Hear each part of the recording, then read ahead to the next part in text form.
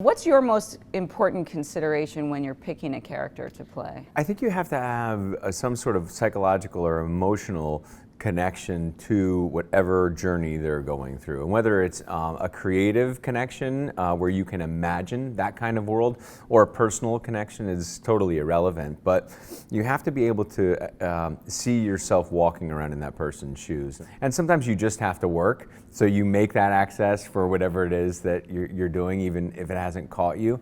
But for the things that really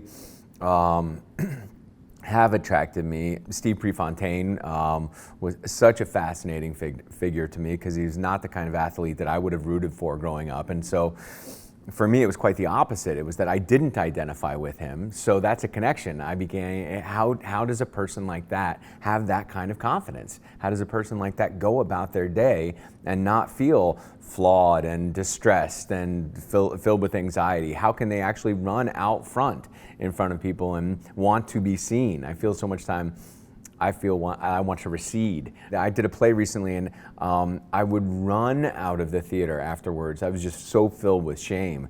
And it's like being a lawyer. You kind of expose yourself in a way, right? And having shared something and exposed yourself, even if they're not your own personal vulnerabilities, you're still rendering some idea of what you think it is to be alive. And so that question, that's putting a point of view out there, and a point of view that's just ripe for judgment. And you have to keep steeling yourself as an actor. And I find that one way to do that is to find characters that I have a creative connection to, because then the process of making it becomes the thing that you're involved with, not the product.